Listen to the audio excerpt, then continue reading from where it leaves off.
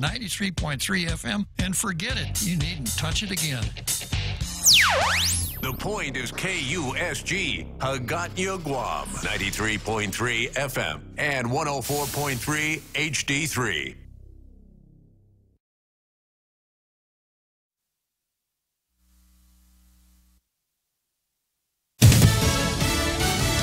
Asking some tough questions in Riyadh. I'm Jack Callahan, Fox News. Secretary of State Mike Pompeo is due in Saudi Arabia soon to speak with the government there about the disappearance of Washington Post contributor Jamal Khashoggi from the Saudi consulate in Istanbul, Turkey 2 weeks ago. He's got instructions to find out what happened. We're talking about the whole situation with Saudi Arabia that you've been reading about, I'm sure, very much. But it's a terrible situation. There's no question about it. I don't like it one bit. There are multiple reports that the Saudis are about to acknowledge that Khashoggi died in the consulate, possibly from a harsh interrogation.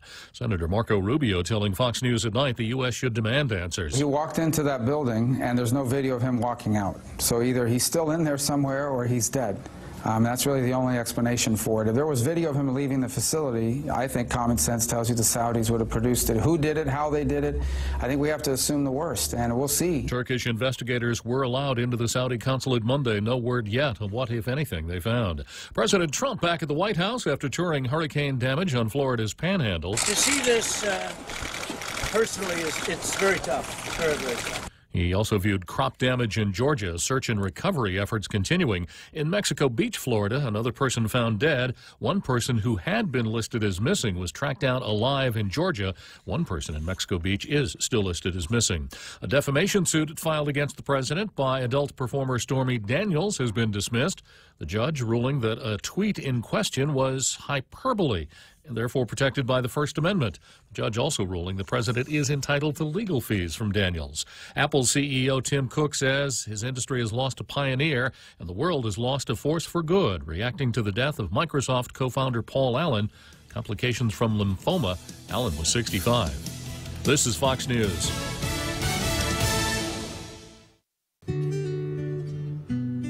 The problem isn't just not being able to hear or understand, or having to tell people to speak louder. Sometimes the frustration is having to repeat yourself too many times, or speaking so loud you're almost shouting. At Guam Hearing Doctors, we understand that hearing problems affect both sides. One of our goals is to help your hearing for those around you. Call us at 989-TEST to learn more. Hyundai Construction Equipment is sold exclusively on Guam by Morrico Equipment, a market leader with proven reliability in large excavators, loaders, and forklifts. Morrico Equipment, with 28 years on Guam, offers Hyundai Construction Equipment sales, rental, parts, service, and fully maintained lease finance. Hyundai Equipment is in stock on Guam. Equipment demonstrations are available on request. Contact Morrico Equipment on Ipao Road at 649-1946 or go to morricoequipment.com. The Trump administration proposing new transparency in the pricing of prescription drugs. As part of a broader plan to reduce drug prices, the Department of Health and Human Services is proposing a new rule that would require drug makers in TV ads to show a drug's list price paid for by Medicare or Medicaid. They deserve to know if the drug company has pushed their prices to abusive levels. And they deserve to know this every single time they see a drug advertised to them on TV. Health and Human Services Secretary Alex Azar says drug pricing is like no other market, with prices completely opaque. In Washington, Jared Halpern, Fox News. California, the Santa Ana winds have turned deadly, snapping a eucalyptus tree which fell on a woman sitting in her car in Tustin. Efforts to revive her unsuccessful. Quadruple murder-suicide is suspected in the death of a mother and 4 of her children in Spring Hill, Tennessee, outside Nashville. So I'd ask our community to lift the rest of this family and friends up in prayer and remember those and be respectful of the family as well, because they're victims in this, and of course they're going to have to deal and learn how to deal with this and how to live life without their loved ones. Sheriff Bucky Rowland says the woman's husband was not home at the time. He believes there is no threat to the public. Facebook reportedly has a plan to ban misinformation about voting. The move comes after lawmakers asked Facebook COO Sheryl Sandberg how reps will weed out misleading posts aimed at suppressing votes. Facebook continues to use fact checkers to flag false articles and vets political ad buyers for proof of residency, but has held off a total ban of fake news, seemingly in an attempt to not hinder free speech. Banning misinformation on voting methods, reportedly one of the few areas of falsehoods prohibited on the site. I'm Kristen Goodwin, Fox News. In New York, I'm Jack Callahan, and this is Fox News.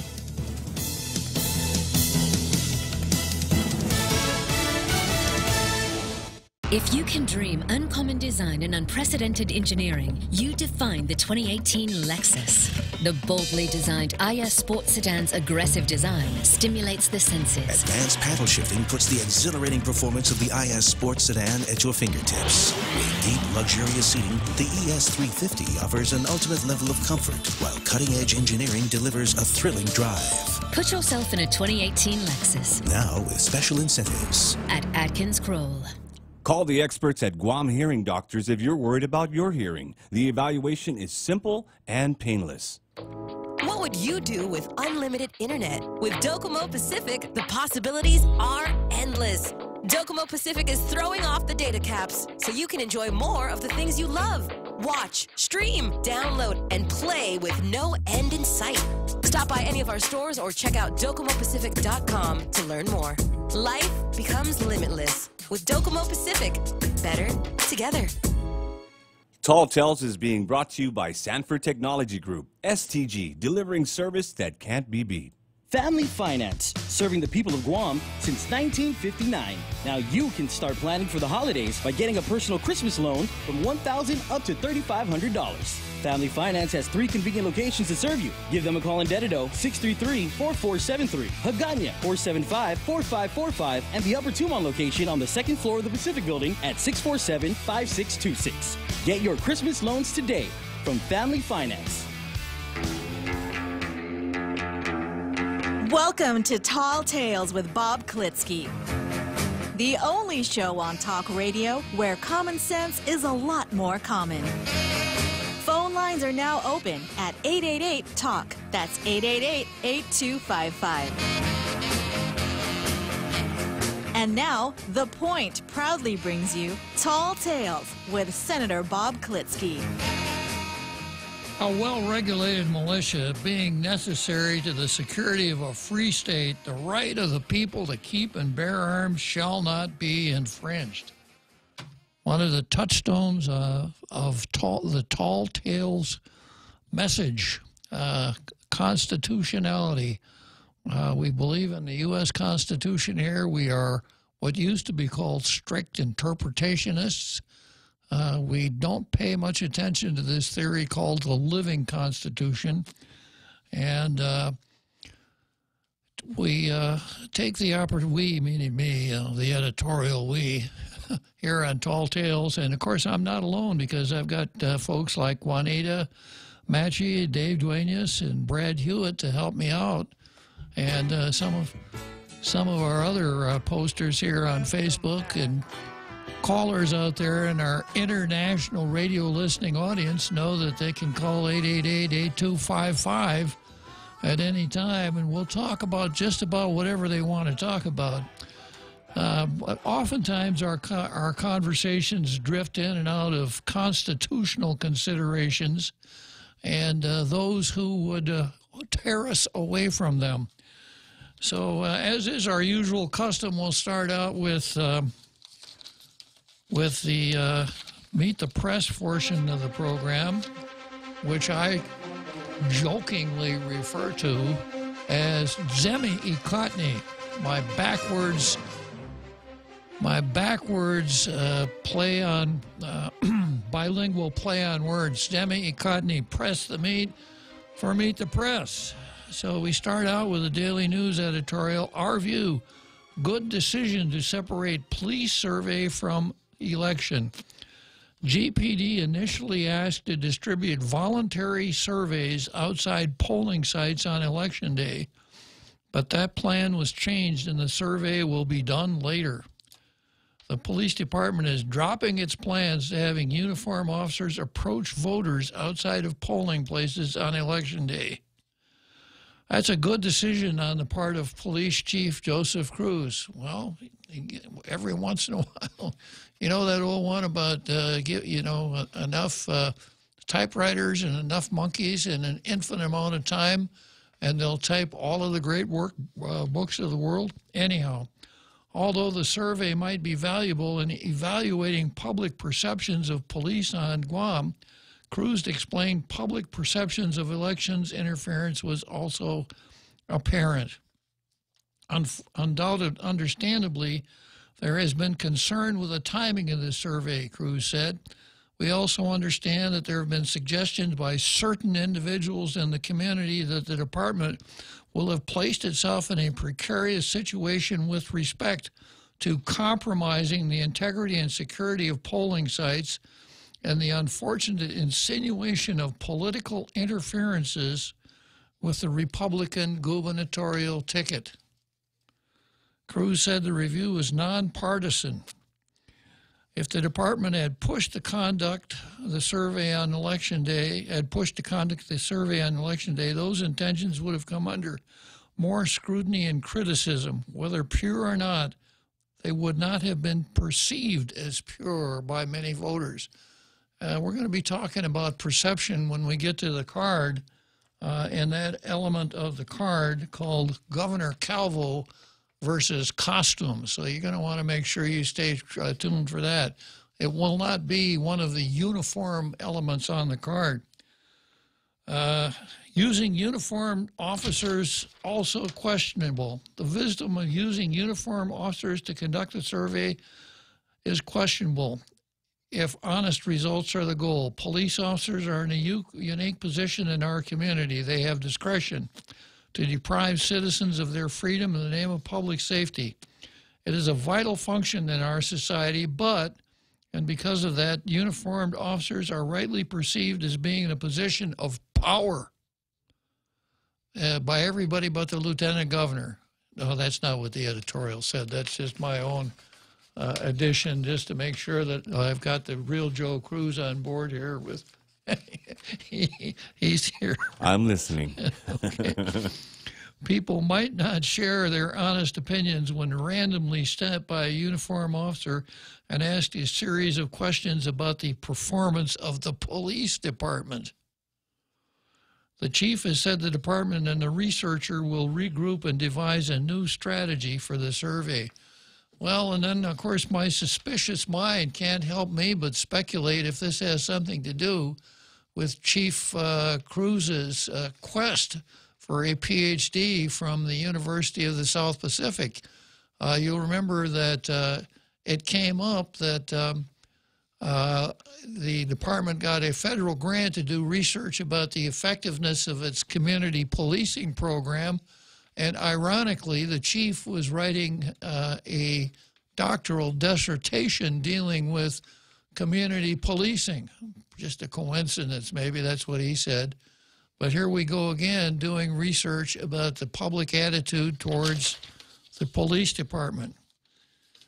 Cops ought to concentrate on being cops. That's what they're trained for. If you want to do a survey, if it's really necessary and important, then we have a part of the government that would be, I would suspect, designed to do surveys, and that would be BOSAP, the Bureau of Statistics and Plans. Statistics, research, it all seems to come together there. But, you know, when you see cops doing anything but enforcing the law, you know, like providing executive security, by standing under a Fiesta shelter and watching Ray Tenorio wave up at the ITC intersection, it doesn't do the government any good, and it certainly doesn't do the image of police officers very much good. So it's good that Judge Cruz, that Chief Cruz changed his mind on this perhaps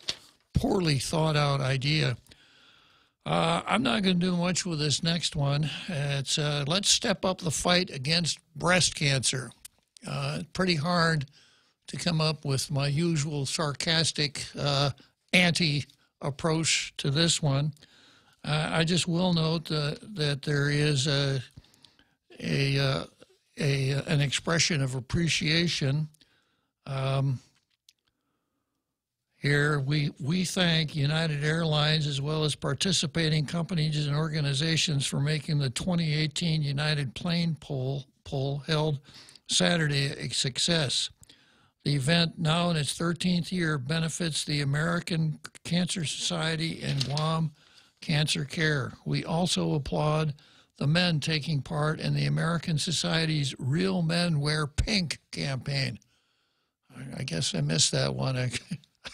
I should have come to work wearing a pink shirt. But again, we'll get into what you wear when you're on the job a little later on in Governor Calvo versus costumes. This year's participants included Dr. Felix Cabrera, Nathan DeKnight, Tom Garcia, Glenn Nokit, Stephen Pangilinan, Dr. Joel Rubio, Joseph San Augustine, Department of Revenue and Taxation, and Francis Santos. Throughout this month, the Guam Daily Post will continue to raise awareness and share inspiring stories of survivors and their families. We hope to not only shed light on the disease, but also share messages of solidarity and hope. Well, I guess you can figure out who's going to get the Blue Star today.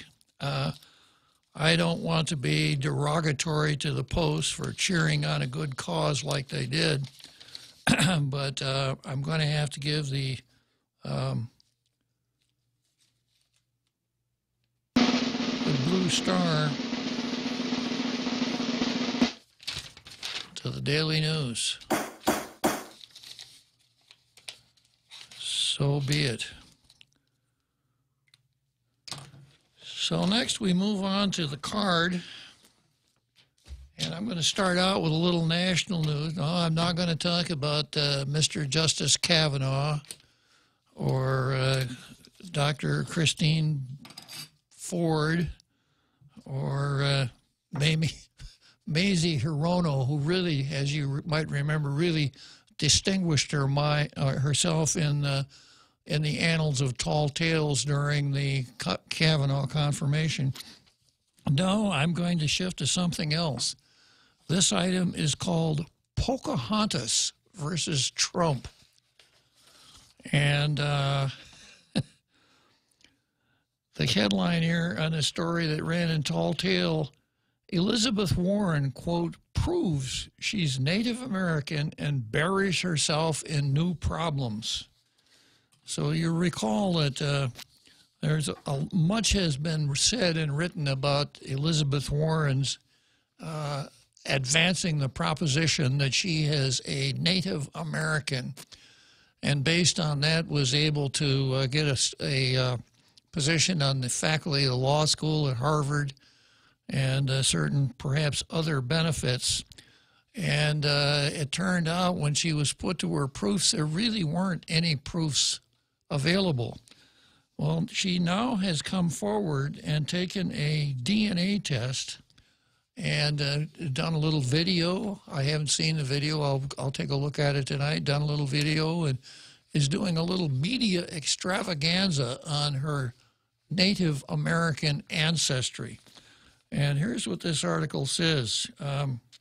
Monday morning, Warren rolled out an entire campaign about her background, complete with a family video, fancy website, and results of a DNA test. And she said, my family sat together and talked about what they think of real Donald Trump's attacks on our heritage. Now, this ad real Donald Trump is a tweet addressed to Real Joe Cruz, so I don't want you to think that you're at all implicated here. I hope not. Okay. Yeah, you don't have a monopoly on the use of the word real, right? No, sir. Okay. And yes, a famous geneticist analyzed this is what Elizabeth is saying in her tweet, and yes, a famous geneticist analyzed my DNA and concluded that it contains Native American ancestry. So let's look at the results. According to the data, Warren is 1,024th Native American. So that's a little bit hard to grasp when I'm saying it, so I will kind of spell it out a little bit. Imagine a 1, and this is a fraction, a 1 and a line, and underneath the line, 1024. In other words, the numerator of the fraction is 1, and the denominator is 1,024.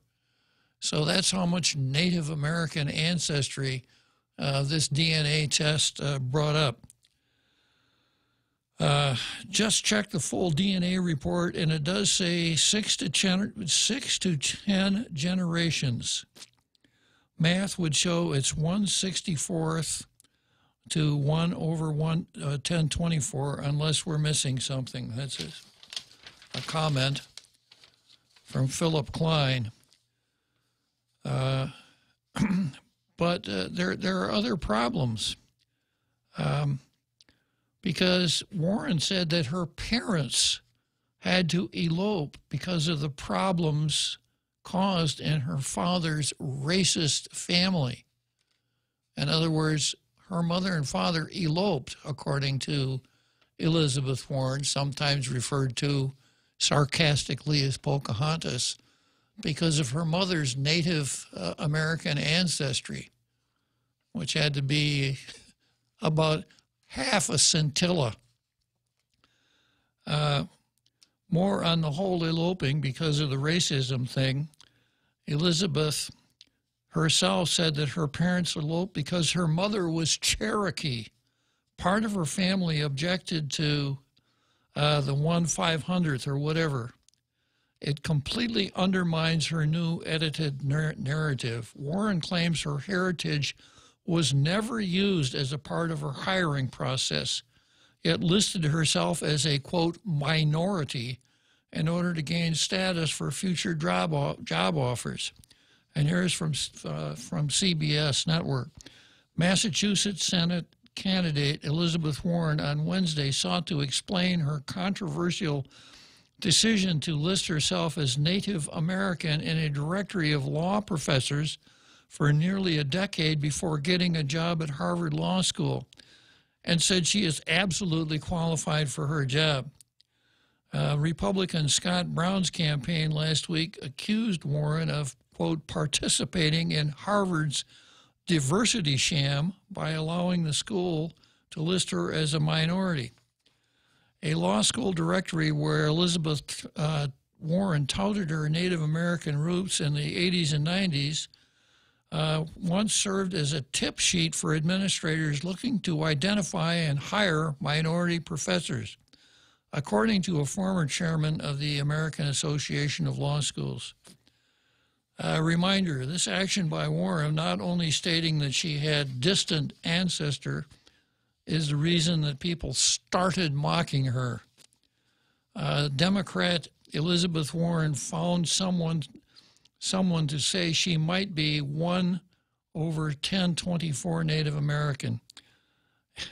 In what world does that give you the right to claim a minority status, the article asks. So it's an interesting wrinkle on the whole saga of Pocahontas. And I ran across another commentator that says, well, obviously what this means is that Elizabeth Warren has decided that she will run for president in 2020. And as a matter of public relations, which we'll get into a little later on, media relations. One of the theories in media relations is that if you have a problem, hang a lantern on it. In other words, bring that problem up yourself, hang a lantern on it and you lay it out, and that way maybe you can control the narrative and perhaps shorten up the news cycle on that particular problem. So if Elizabeth is going to run for president, she'd want to dispose of this whole Native American thing now rather than wait until it's presidential campaign season. And thus not only the DNA test, but the video and all the rest of the stuff. She's obviously drawn a lot of derision from the right, and it's going to be interesting to see Donald Trump's reaction here. But she's also drawn some derision from the left, because one of the lefty commentators I read, well, maybe not a left, but a Democrat commentator said, "Nice timing, Elizabeth. 3 weeks before the midterm elections, you've got to come out here and attempt to steal the headlines instead of being a good soldier and helping your fellow Democrats through these midterm elections."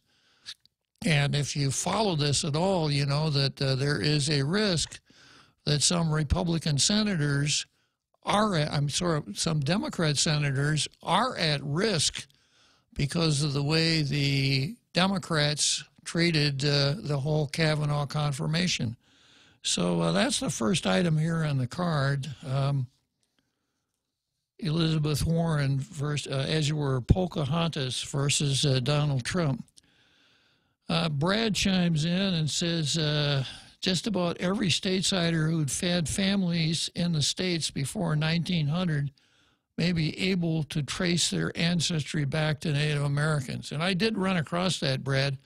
I didn't bring the article, but I did run across an article that said that the average white American has a Native American DNA component about twice what Elizabeth Warren advances. But either way, it's a pretty small quantity.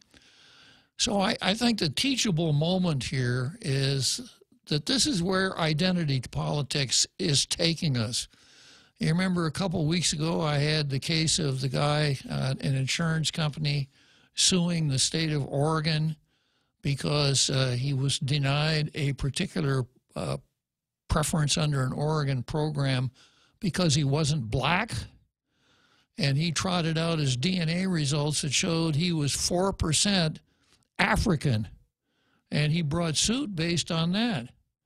So this whole Pocahontas thing, this whole 1/1024 Native American, my mother and father had to elope because of racism, etc. It just serves to highlight where this identity politics shtick is taking us, you know. And of course, the way it works is that a person is well advised to fit himself into some kind of a group where he can claim that that group was oppressed. And because the group was oppressed, the group are all victims. And that person, he or she, is also a victim. And of course, if you have victims, then there must be villains. So as a victim, you have the perfect opportunity to really tear down the villains in the country and to make things as hard on them as you can. We saw that with Mazie Hirono and the Kavanaugh matter. You know, Mazie, who is standing up for the victims. Every woman is a victim. Every woman, because women have the right to an abortion, and anyone who doesn't sign up for that can't be trusted. You can't believe anything they say. So that's enough for Pocahontas. We're going to hear the Real Joe playing the theme from Dave Brubeck again. So we'll finish with Pocahontas and go on to the next item on the card, which is Calvo versus costumes.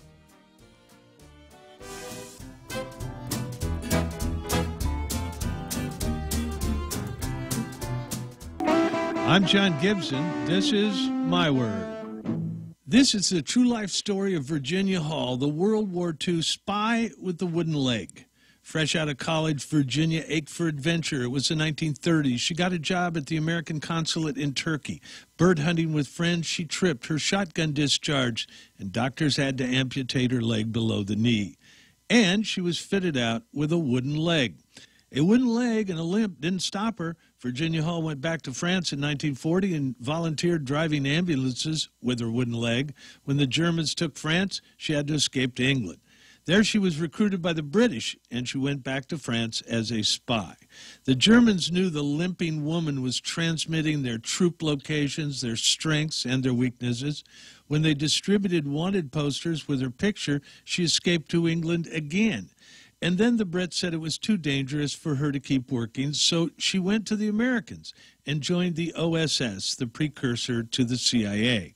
The OSS put her back in France on the eve of D-Day, organizing sabotage against the German army. She and her team derailed trains, blew up bridges, and are credited with killing hundreds of Nazis. After the war, the spy with a wooden leg was awarded the Distinguished Service Cross. She continued to work for the CIA until she retired at age 60. I'm John Gibson. That's my word. The Extra Point with Jerry Roberts of Guam Training every morning on The Ray Gibson Show. The topic is nepotism, and we've been talking about how it relates to Gov Guam. I'm Jerry Roberts, and at 7:20 a.m. on The Ray Gibson Show, let's broaden our view a bit and see if there's a way for nepotism to be productive. You can find daily transcripts of The Extra Point by Jerry Roberts at guamtraining.com. Tune in every weekday morning at 7:20 for The Extra Point with Jerry Roberts on The Ray Gibson Show on 93.3 The Point.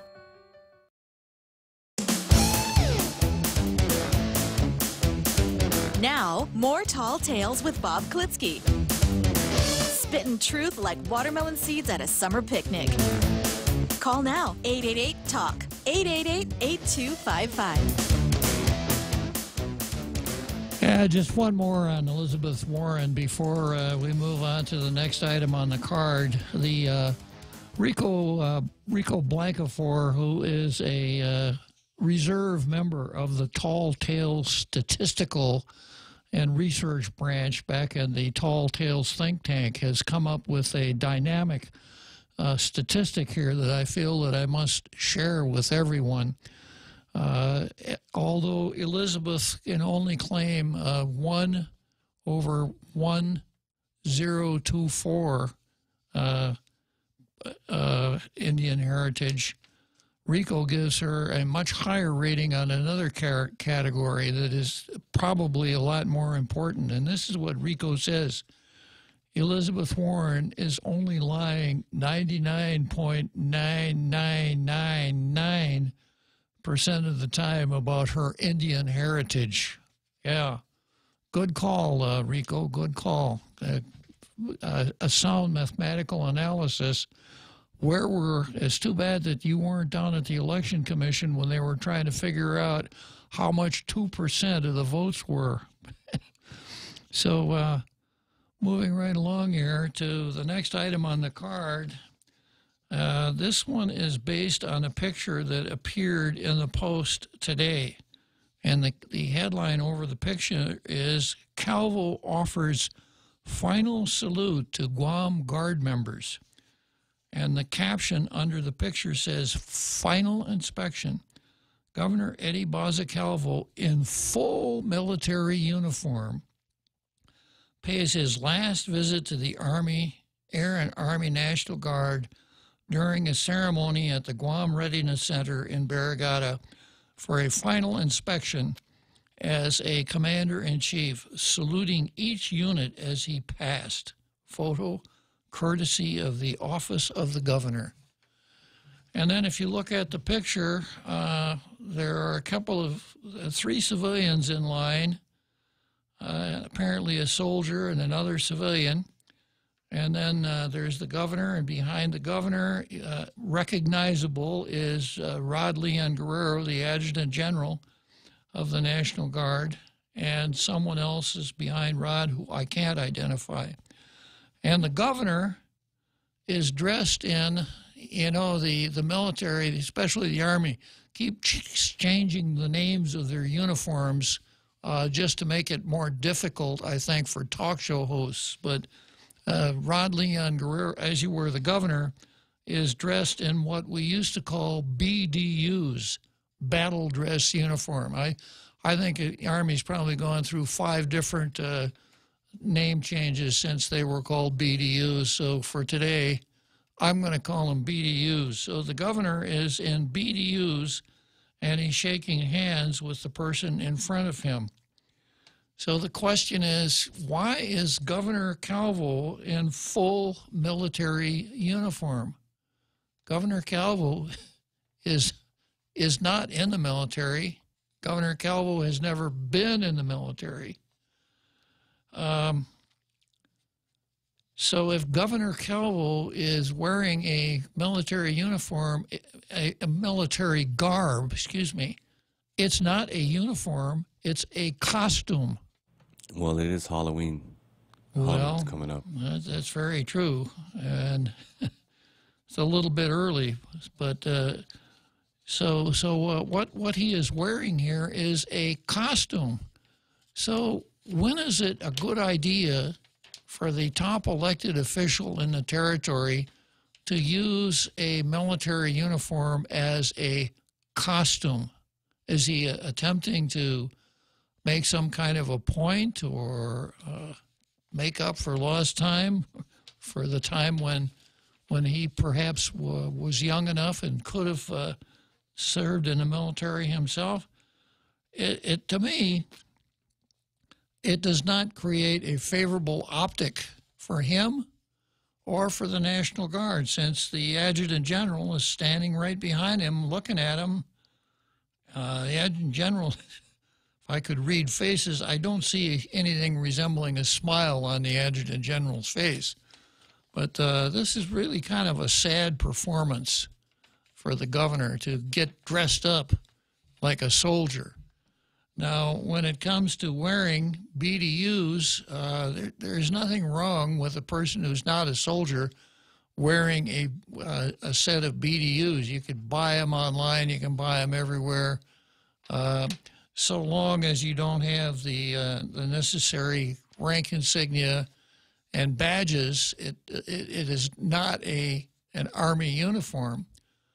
And I recall back during the days of Governor Ricky Bradallo, who was something of a gardener. There were times when he would be out trimming trees and things like that, wearing a BDU jacket over his civilian clothes. No problem. You see that all at the time.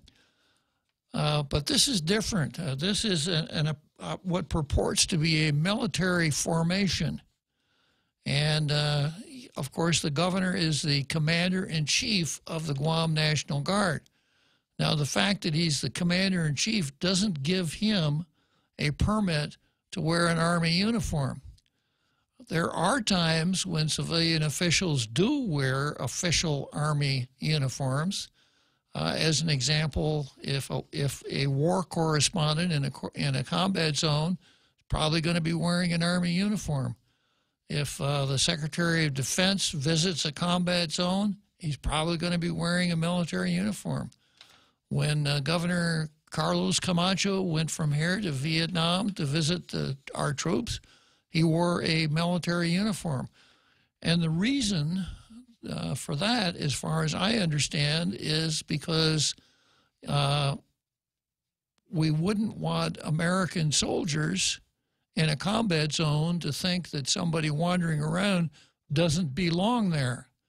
And you might think he doesn't belong there because of the way he's dressed. But the Guam Readiness Center in Barrigada is not a combat zone.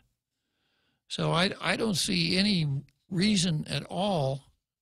You know, another example, if Governor Calvo went to Iraq to visit some of our troops in Iraq, yeah, then maybe the Army would give him a uniform to wear during the time that he's in that tactical area, but not at the Readiness Center in Barrigada. So what it is not a uniform, it's a costume. Now, we can't tell from looking at the picture whether the governor is wearing anything but just the BDUs with no badges or rank insignia. But the caption says, "in full military uniform." and it's a office of the governor photo. So one would think that an alert public relations person might have been able to interdict that caption before it appeared in the paper, because, you know, most people will figure, well, if that's what the paper says, I guess it must be true. He must be there in a full military uniform, causing me to ask, why is the governor parading around in a full military uniform? So I think that what my advice to the governor would be is, don't put on any costumes unless you're going to somebody's Halloween party, Real Joe Cruz. And if you're going to someone's Halloween party, I wouldn't see the humor in wearing the uniform of an American soldier to a Halloween party. Somehow, as quirky as my sense of humor sometimes can be, it wouldn't go that far. So, and this reminds me of another situation where I saw government officials wandering around in a costume. I think it was the day that Alberto Tony La Morena became the director of corrections, and the deputy director of corrections, Kate Balthazar, were on camera on TV news interviews, and each of them was wearing the officer, as you were, the uniform of a corrections officer. And I thought that was just as bad, maybe worse, because they did have the necessary accoutrements attached to the uniform to make it look like an official uniform. Well, if you want to wear a corrections officer's uniform, then you ought to go to the Corrections Academy, and you ought to know how to be a corrections officer. The fact that you're the deputy director of corrections and you look really good, really sharp in the uniform, is not a good reason to wear that costume. And once again, by doing that, that was degrading to the people who did it, and it was degrading to corrections officers who have a really tough job and perhaps don't get as much favorable recognition as they should. So I think the teachable moment here for today is that it's best to dress for what you're doing. So you'll notice I come to work here every day at 4 o'clock in my talk show host uniform. You'll never catch me in anything else. And the Real Joe Cruz, you can't see him on camera, but the Real Joe Cruz is always in his producer's uniform. And I would urge upon the governor, you know, Governor, you are the governor, dress like a governor should dress. Don't dress up in such a manner that people think that you're pretending to be a soldier. So, so much for that. Moving on to the next item on the card here, we've got BJ versus John Camacho. BJ, our new public auditor, you'll recall that BJ ran for public auditor, was elected, resigned his position as Speaker of the legislature, and was sworn in very shortly after he, the ink was hardly dry in his certificate of election, and BJ was sworn in as our new public auditor. And I can't give you any direct quotes, but I got the tenor of his remarks was, maybe I could affect some of the abuses now that I attempted to affect but couldn't from the legislature. So today we've got this story. OPA, Rev Tax stalls implementation of property tax increase. The Department of Revenue and Taxation will not enforce the real property tax increase, which is part of the 2019 budget law, according to Public Auditor Benjamin Cruz. The property tax increase is one of the 3 revenue-raising measures approved by the Guam legislature in August and allowed to lapse into law by the governor. In a release issued Tuesday, Cruz accused certain parties within Rev and Tax of attempting to, quote, nullify the tax increase by claiming, quote, the absence of an expressed effective date allows for individual interpretation. So I'm going to try to interpret that statement. Apparently there are folks at RevTax who are saying, well, since there isn't anything in the statute that expressly says what the effective date of the statute is, we could have our own interpretations. Okay, Ken is on the line. I'm going to take a tax break here for a moment and talk to Ken. Maybe he wants to talk about the Election Commission. Hello, Ken. Well, actually, I was talking about, you caught my attention with your discussion about the battle between Rev and Tax and the OPA office.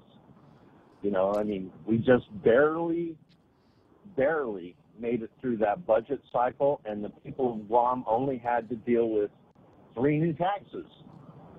And now we're building in catastrophic failure through the form of sloppy execution, which guarantees another round of future tax increases to offset the liability of their failure to comply with the law. Have you ever had the feeling that you've seen this movie before, Ken? Yeah. This is like where for a year and a half we've been screaming, the tax cuts are coming, the tax cuts are coming, and nobody in Adelup paid any attention. And a lot of people in the legislature didn't pay any attention. And now we have compounding problems. First, we have all the real estate that nobody owns, apparently, and nobody pays any taxes on, and government in Guam isn't doing anything to clear that up. Although I imagine if they were to put them all on the auction block, we'd find out who the owners are real quick. Well, Ken, the real property tax is a little strange because it's actually the property that owes the tax. So one doesn't need to know who the owner is if the taxes aren't paid by somebody, and it can be paid by just about anyone.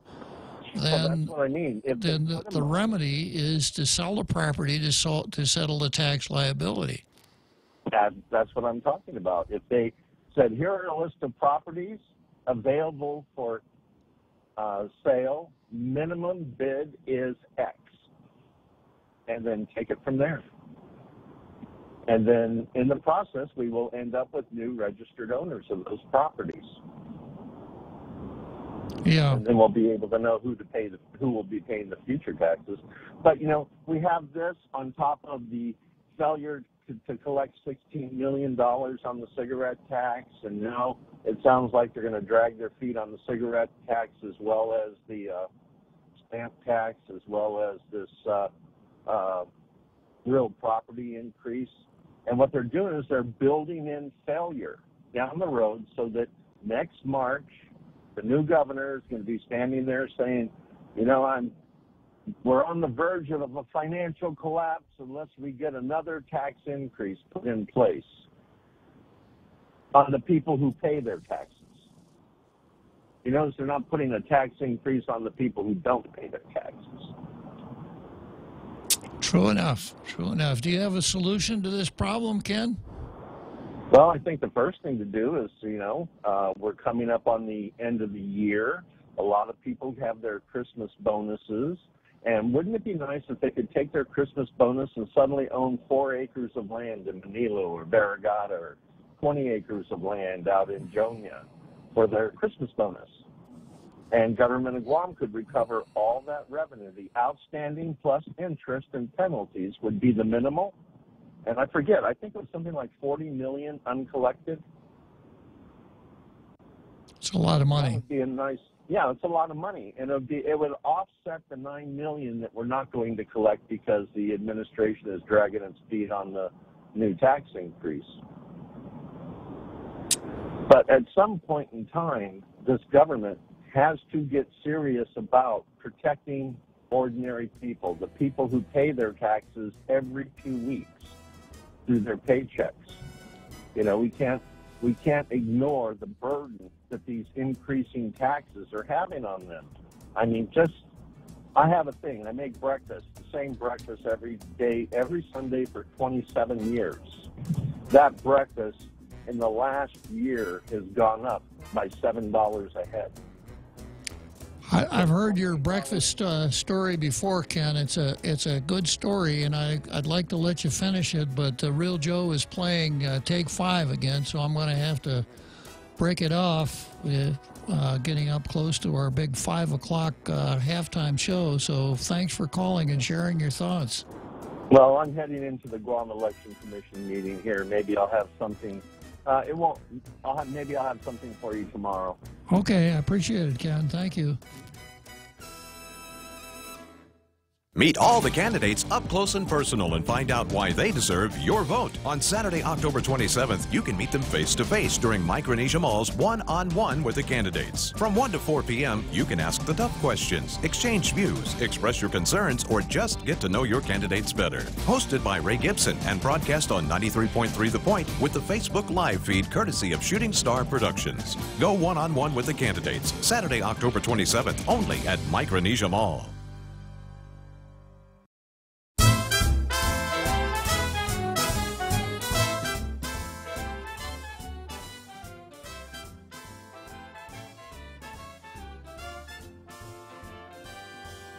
Great music, Real Joe. So here we are again. Glad that Ken chimed in there and gave us a little perspective on taxes in general. But here we are specifically talking about this tax on real property tax on improvements worth $1 million or more. So I'm going to pick up where I left off.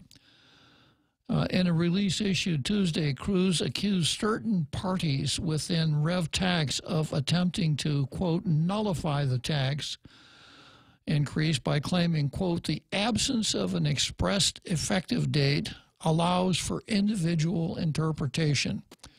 So as I explained before the break, someone's in the Department of Revenue and Taxation are saying, well, you know, if you look at a bill, and there isn't a section in that bill that says this law will be effective on the 4th of July, next Christmas, the 12th of never, or whatever, then it's open to individual interpretation.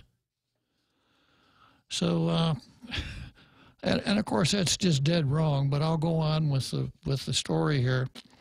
The public auditor contends this is not the case and warned that the government of Guam will face a, quote, self-inflicted deficit and be subjected to costly litigation if it delays enforcement of the tax increase.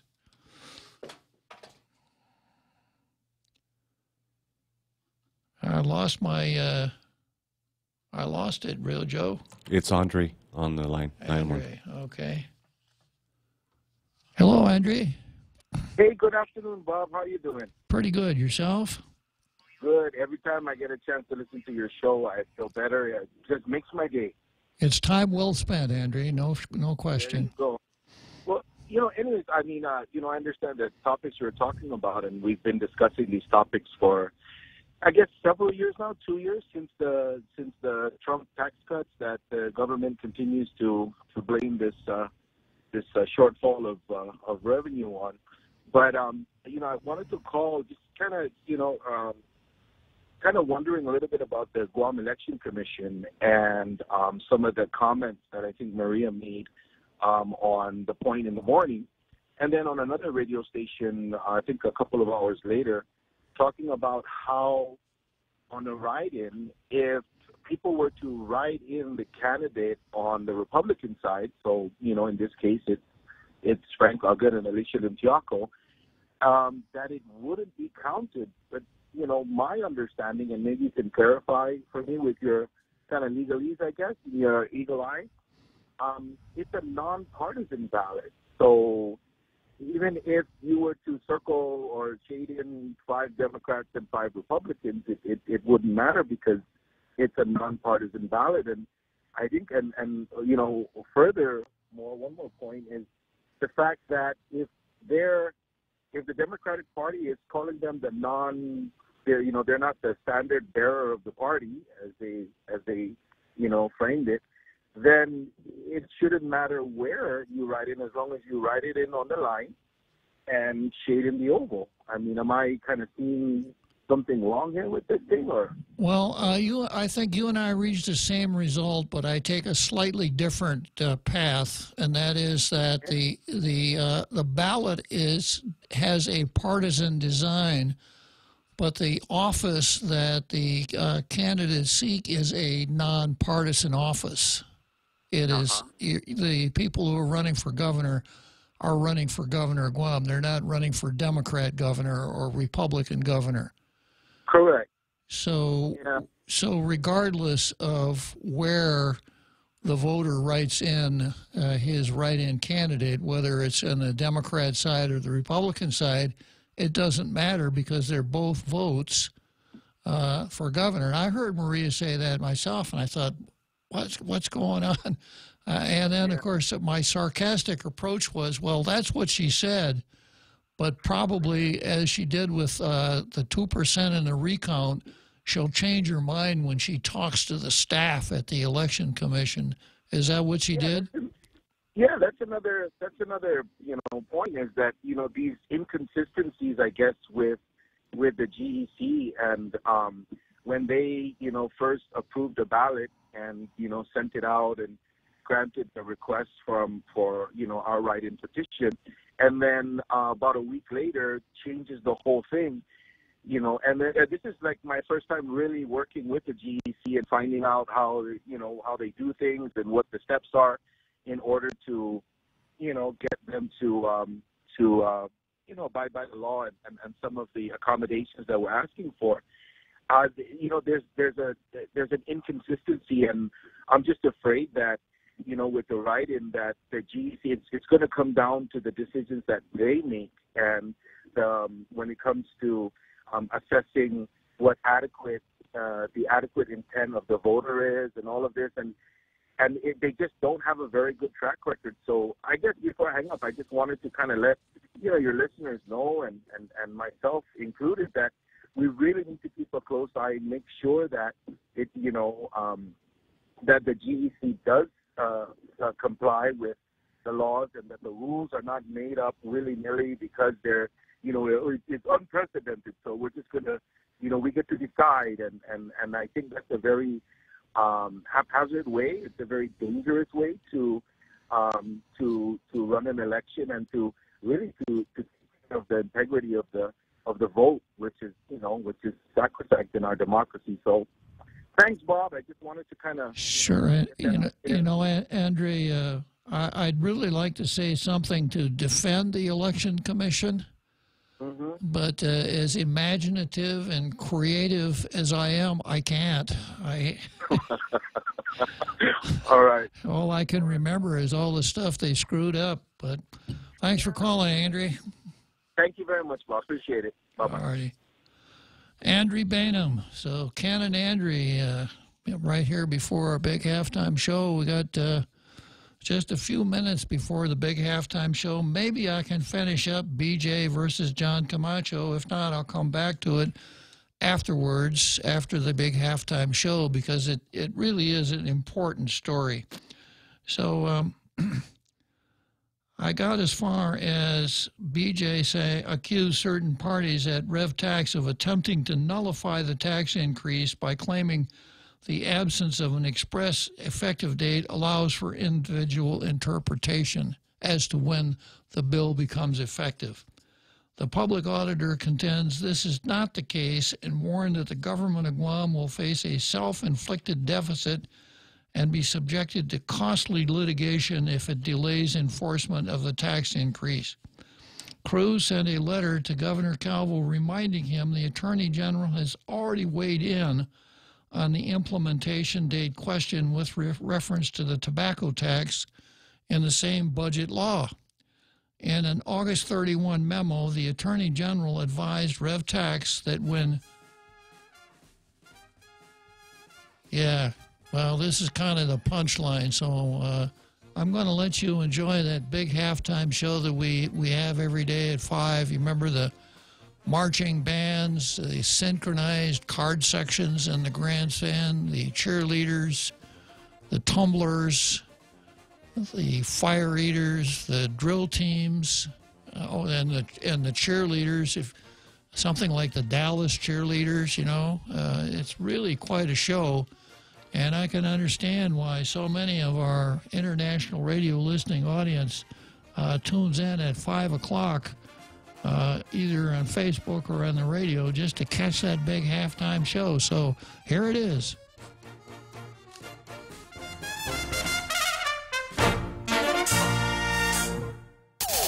The Point is KUSG, Hagåtña, Guam, 93.3 FM and 104.3 HD3.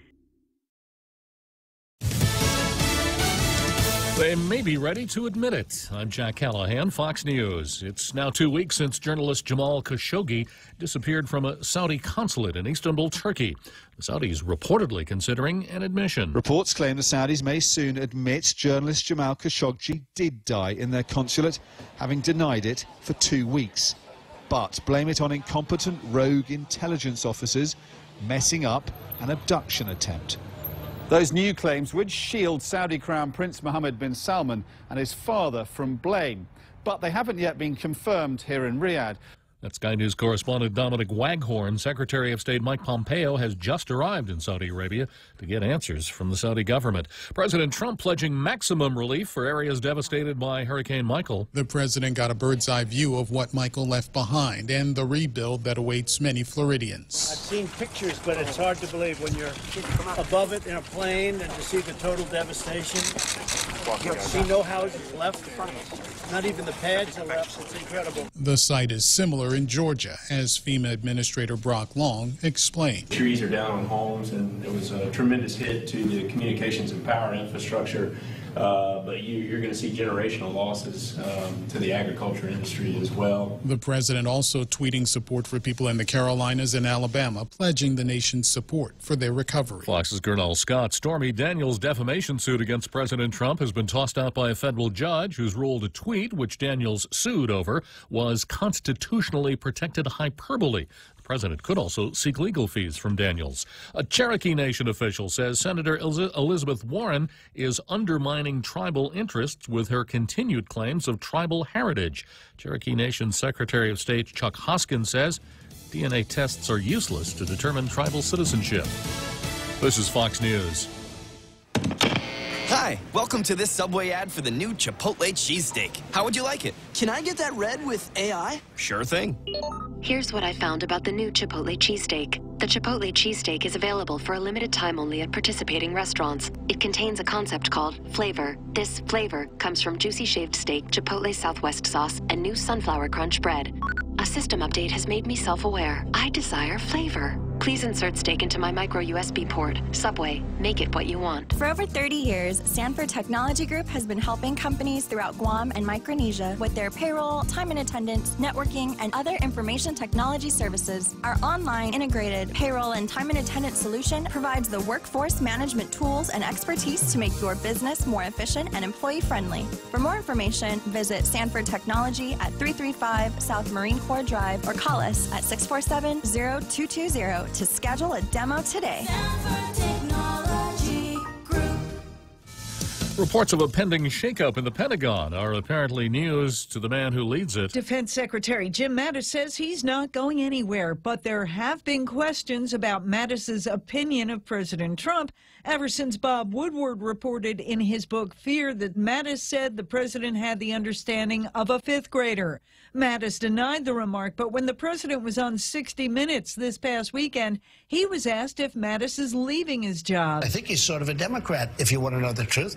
But General Mattis is a good guy, We get along very well. Mattis telling reporters while on a flight to Vietnam that he is on the president's team and, quote, we just continue doing our job. Jill Nato, Fox News. Police in western Wisconsin still searching for a 13-year-old girl missing since her parents were found murdered in their home in the town of Barron over the weekend. The sheriff says he believes Jamie Gloss is in imminent danger. 4 children found dead in a home in Spring Hill, Tennessee, along with their mother. A weapon also found. The sheriff stopping short of calling it a murder-suicide, but says they're not looking for suspects. Just 2 weeks after announcing his cancer had returned, Microsoft co-founder Paul Allen has died at 65. In baseball, the Brewers back on top in the race to the World Series. The Brew Crew take back the series lead. Arcia hits one into right, back at the wall. This ball is gone.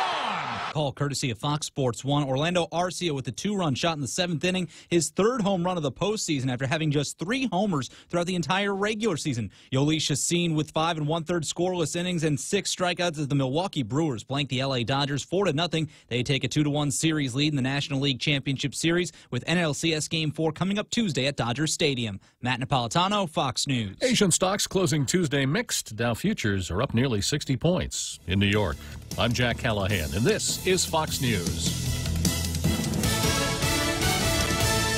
Hyundai construction equipment is sold exclusively on Guam by Morico Equipment, a market leader with proven reliability in large excavators, loaders, and forklifts. Morico Equipment, with 28 years on Guam, offers Hyundai construction equipment sales, rental, parts, service, and fully maintained lease finance. Hyundai equipment is in stock on Guam. Equipment demonstrations are available on request. Contact Morico Equipment on Ipoh Road at 649-1946 or go to moricoequipment.com.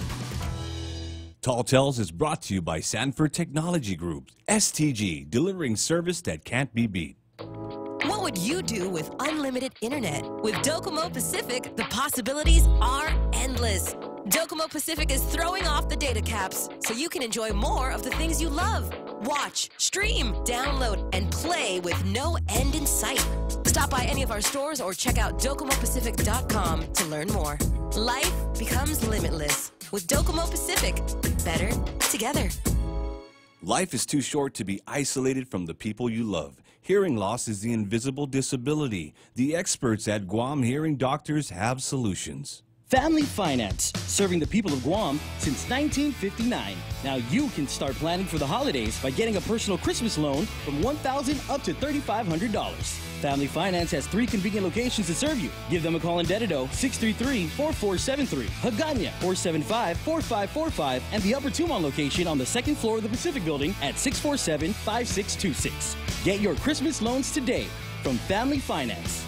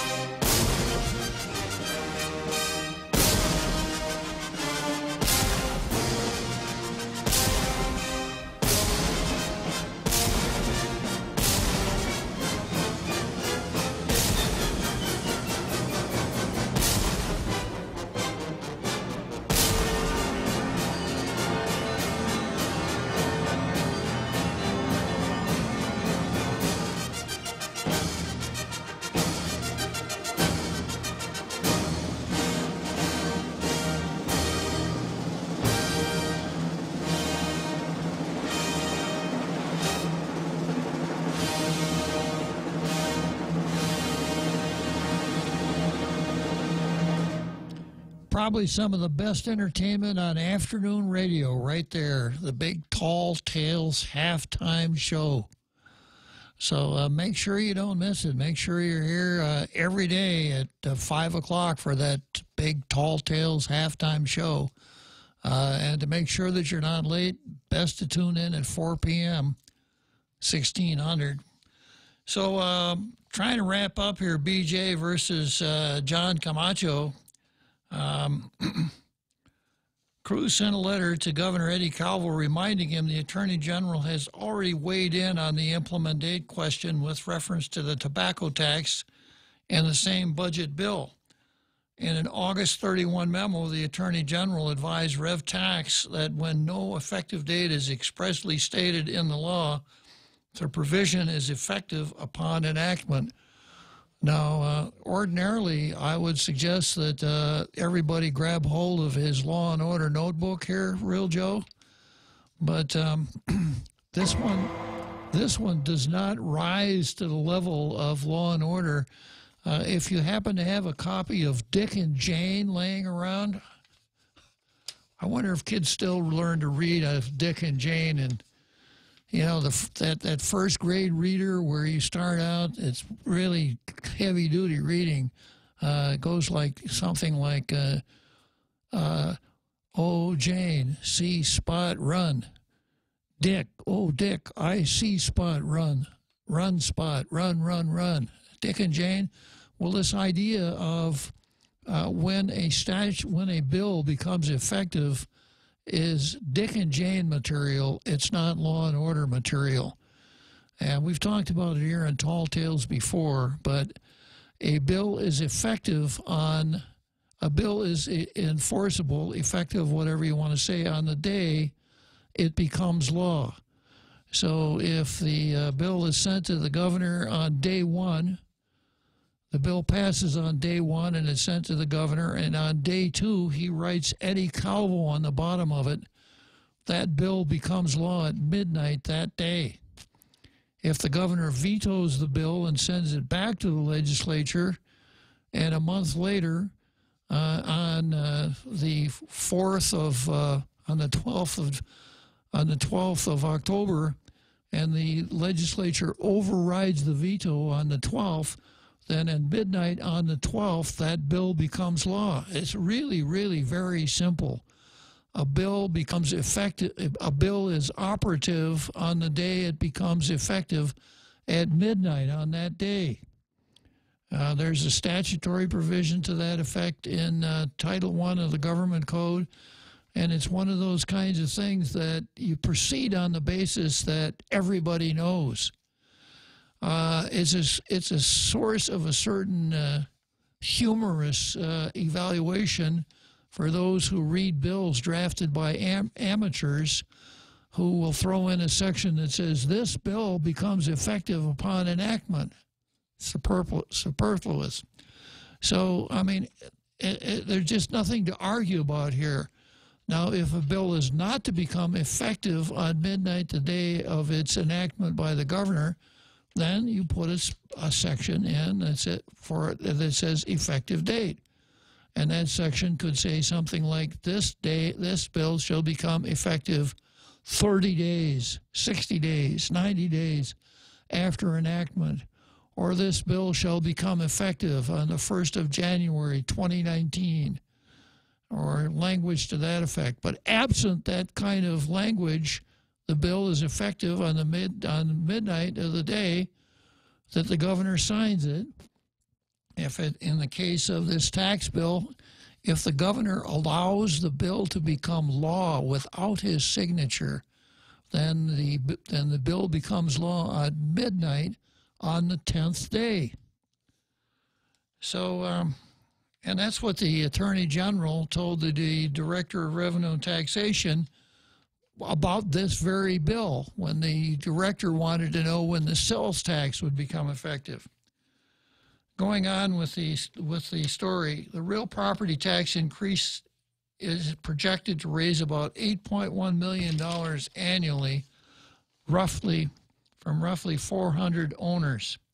It raises the tax on real property improvements from 7/8% to, as you were, 7/18% to 7/9%, as you were, 7/9%, from 7/18 to 7/9. Boy, given the talk we've had about Pocahontas and now the increase in taxes, aren't you glad you studied fractions in school? The increase applies only to buildings with an appraised value of $1 million or more. In his letter to Governor Calvo, Cruz asked that the real property tax roll be updated to reflect the tax increase on qualified improvement, or that the agency refrain from the publication of the updated real property tax roll until it has received expeditious guidance from the Attorney General. As the governor and the organically recognized tax commissioner, I ask that you act now, preventing a needless crisis before it begins. Well, this is kind of a sideline, but the governor is not the tax commissioner. The governor is the governor. And the governor has a special role only with respect to the territorial income tax, because the territorial income tax creates the mirror tax, where the Guam territorial tax mirrors the federal internal revenue code. And for territorial income tax purposes, the governor is analogous to the Secretary of the Treasury, but only with respect to the income tax. As far as the other taxes are concerned, he's the governor. And as the governor, he could call John Camacho into his office and say, here's your copy of Dick and Jane. Go out and enforce that tax increase and don't make us all look foolish, which is, this is, maybe it's not foolish, because BJ says in a release issued Tuesday, Cruz accused certain parties within the revenue tax of attempting to nullify the tax increase by claiming the absence of an express effective date allows for individual interpretation. So this sounds like some people inside the Department of Revenue and Taxation are trying to sabotage that tax increase to keep it from going into place. Not so hot, not a very nice thought, and it kind of makes me glad that BJ is on this like a duck on a June bug. Okay, going on to the next item on the card, I've got Tom Fisher versus Lou LG and the Attorney General. And this is a story that ran in the Daily News, as you were in the Post yesterday, that I just didn't get a chance to finish up. So I said I'd finish it up today. And here's how it goes. Lieutenant Governor Ray Tenorio's attorney is asking Attorney General to, quote, right what is wrong and dismiss misdemeanor criminal charges filed against the Lieutenant Governor. Fisher, in a letter to the Attorney General, alleges the prosecution division filed the criminal charges in a, quote, attempt to embarrass Mr. Tenorio rather than seek justice. Fisher accused the chief prosecutor of, quote, malicious prosecution. Fisher also questioned the timing of the charges. He said it was designed to influence the outcome of the upcoming general election. On August 31, Assistant Attorney General James Collins, filed criminal charges against Tenorio for grabbing an off-duty police officer's duty weapon from its holster from behind. Although Chief Prosecutor Joseph McDonald's name does not appear on the criminal complaint, Fisher alleges it was McDonald who directed the creation of the criminal case against his client. Well, he is the chief prosecutor. One would expect that he has, if he is so inclined, has some supervisory authority over the people that work for him. Tenorio was charged with reckless conduct with a firearm, obstruction of government operations, and official misconduct. He pleaded not guilty and waived his right to speedy trial. Now, here's the zinger.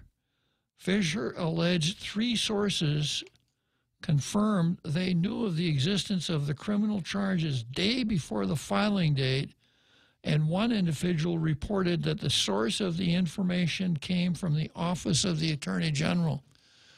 So it looks like what we've got here is a leak from the Attorney General's office, and what the leak is saying is that this case is ready to go, but rather than file it, it's going to be delayed for a while, getting into Fisher's allegation about timing the charges to have a disparate effect on his client, Ray Tenorio.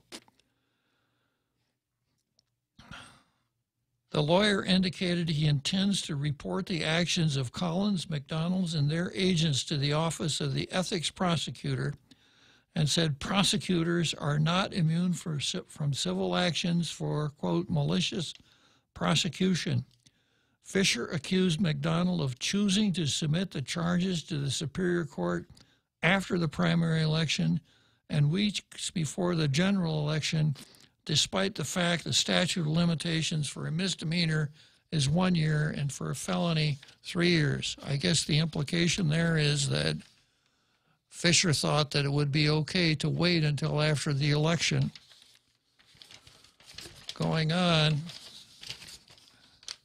the criminal complaint stated Tenorio intentionally pointed a firearm in the direction of another, namely GPD, Sergeant Cruz, or other members of the Guam Police Department or members of the public. However, Tenorio's attorney said Cruz's statement never said the firearm was intentionally pointed, and the statement was, quote, massaged to provide support for what he called a meritless charge. Instead, Fisher contends Cruz's statement indicated the lieutenant governor held the lower receiver, grasping it only with his thumb and index finger, and held it at approximately eye level, simultaneously repeating, "It's that easy, it's that easy. You know I'm the public safety chairman," Fisher's letter stated. Cruz's statement went on to read, as lieutenant governor was stating this, I noted that my chambered firearm was oriented in the direction of officers who were sitting on the tailgate of an official vehicle. At least 9 officer statements included in the criminal complaint indicated that Tenorio had tried to grab Cruz's duty weapon multiple times. Several officers also stated that they had seen the lieutenant governor consuming alcohol. Cruz stated Tenorio made 6 attempts to grab the gun. The lieutenant governor has said he believed the officer's weapon appeared to be loose in the holster, and you know the rest. You know the rest of that story. And then going on, while Tenorio is charged with official misconduct, Fisher argued there's no evidence that showed his client took any step, unauthorized or not, to benefit or harm anyone. Tenorio accused McDonald of committing official misconduct for attempting to harm the lieutenant governor and benefit his political opponent through a naked act of political sabotage. I think that should have read Fisher accused McDonald of committing official misconduct. Fisher also questioned McDonald's association with his client's political opponent, former Senator Lilian Guerrero. I do not believe their relationship is innocent, Fisher wrote, stating McDonald had recently been photographed conversing with Leon Guerrero and a relative of a Leon Guerrero campaign manager. The attorney asked the Attorney General to use her good judgment and dismiss the criminal charges against his client. So that's pretty interesting. We've got a leak, some improper association, an allegation of misconduct on the part of the prosecutor. And then you'll recall that the Post ran an article on the 13th saying that former Lilian Guerrero, as you were,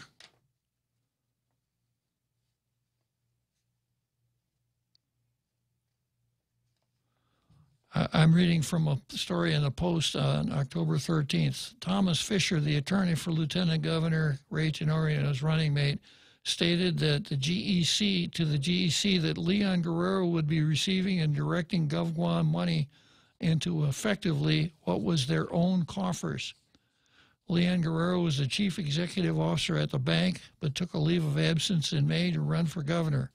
Her son, Joaquin Cook, has assumed her duties in the interim, but she remains chair of the board of directors of Bank of Guam Holding, the bank's parent company. She also chairs the bank's loan committee, giving her authority over loans made by the bank, Fisher added. And this is a report on a letter from Tom Fisher to the Election Commission. Fisher asked the commission, may Leanne Guerrero serve as governor of Guam and maintain, or a member of her family maintain, any interest in the Bank of Guam.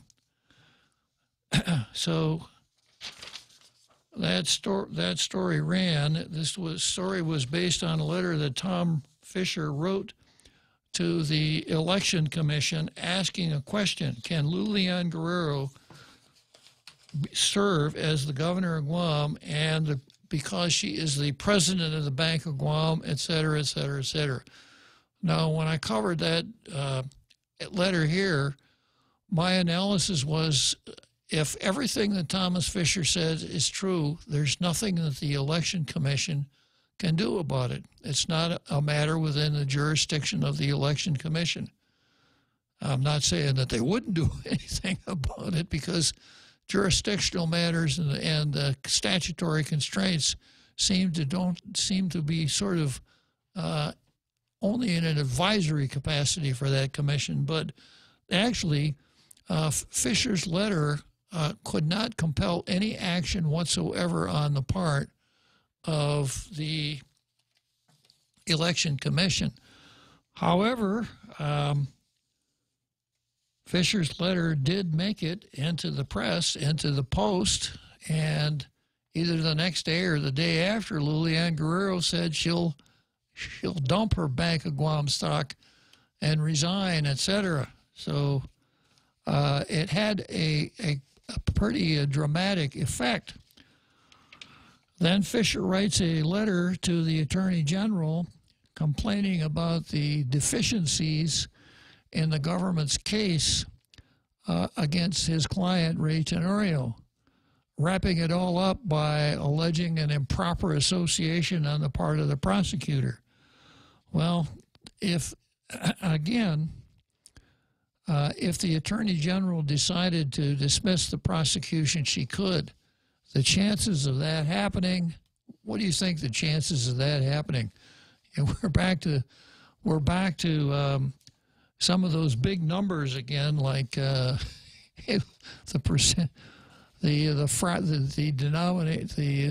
denominator of the fraction of Elizabeth Warren's Indian heritage.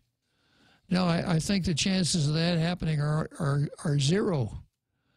And as a general rule, if there are infirmities in a criminal prosecution, the way a defense attorney raises those infirmities, he brings them before the court by way of a motion. He lays this all out, makes a motion that the case be dismissed, etc. And I wouldn't be surprised if Tom Fisher is going to do that later on.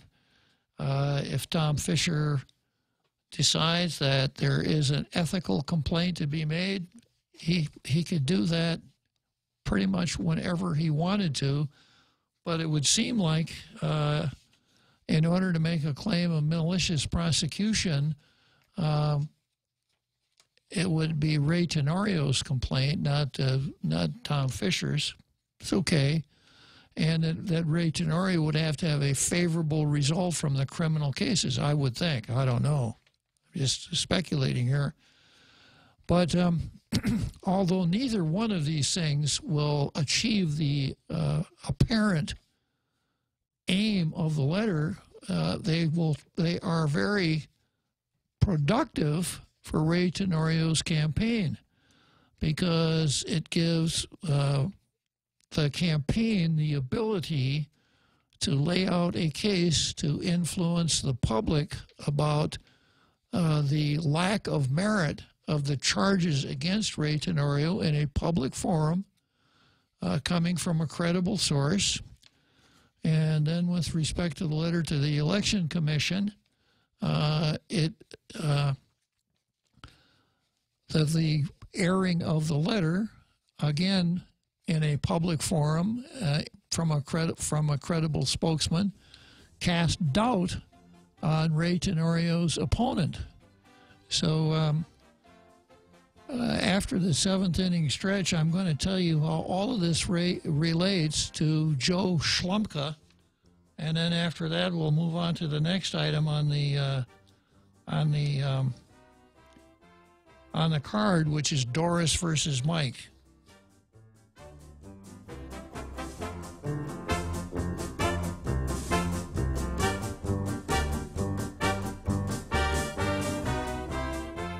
Meet all the candidates up close and personal and find out why they deserve your vote. On Saturday, October 27th, you can meet them face-to-face during Micronesia Mall's one-on-one with the candidates. From 1 to 4 p.m., you can ask the tough questions, exchange views, express your concerns, or just get to know your candidates better. Hosted by Ray Gibson and broadcast on 93.3 The Point with the Facebook Live feed courtesy of Shooting Star Productions. Go one-on-one with the candidates, Saturday, October 27th, only at Micronesia Mall.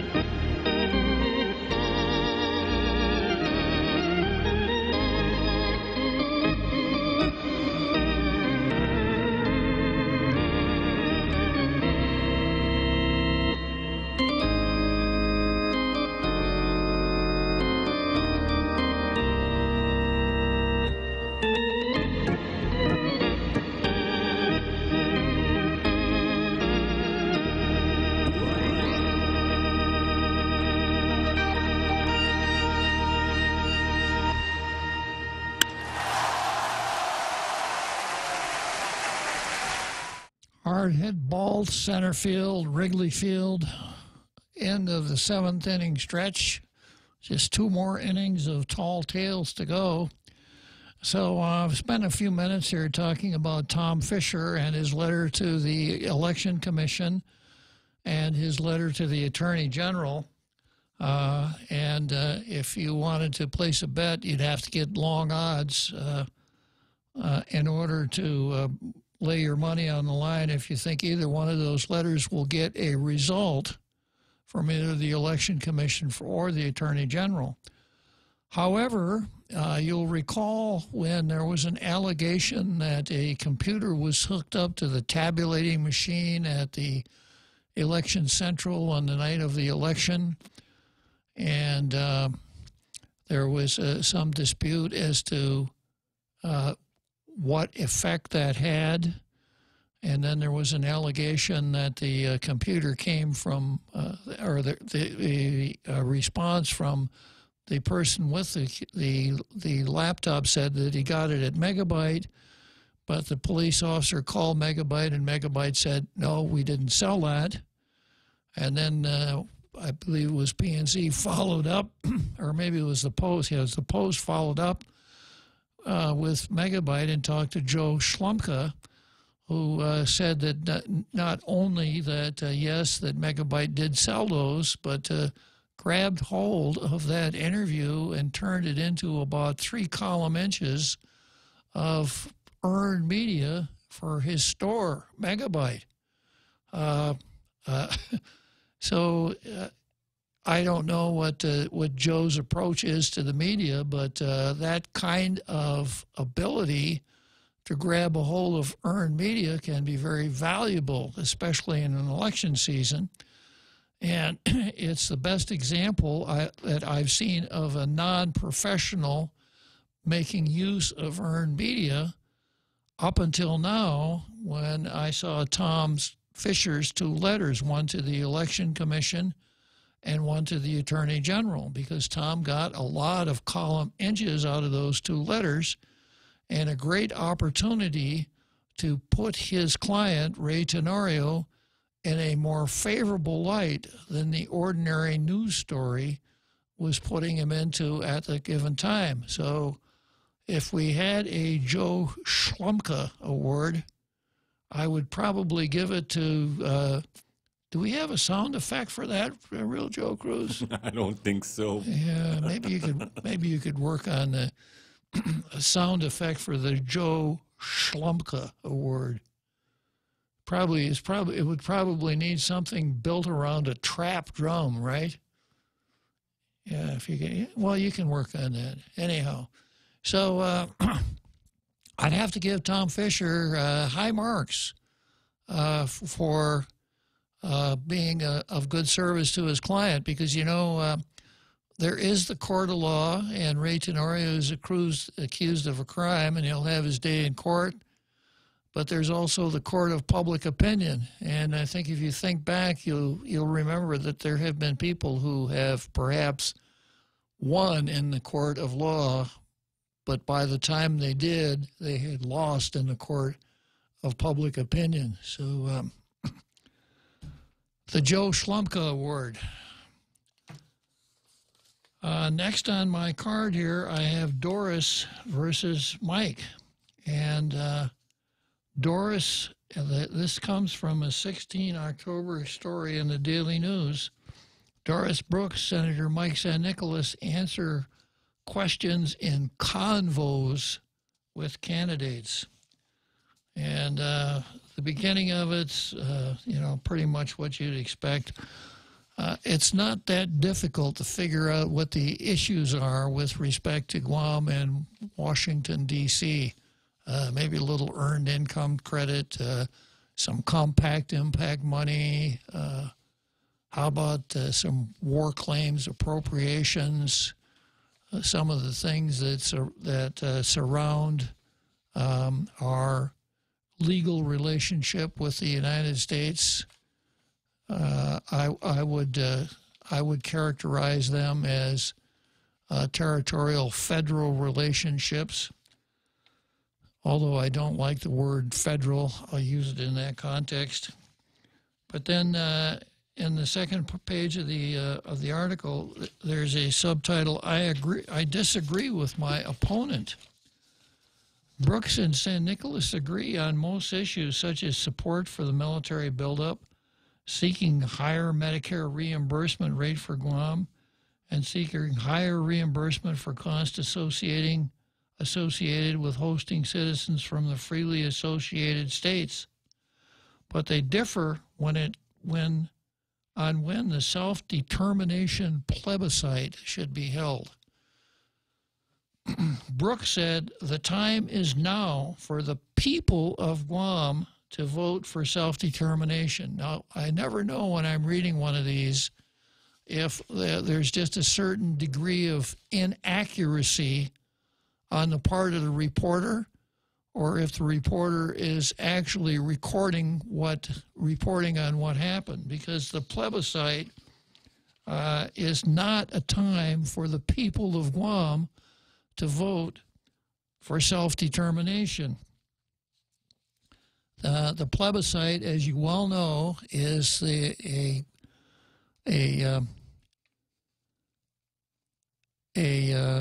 electoral type undertaking in which people of native ancestry, or Chamorros actually, determine what they think the ideal Chamorro status for Guam would be.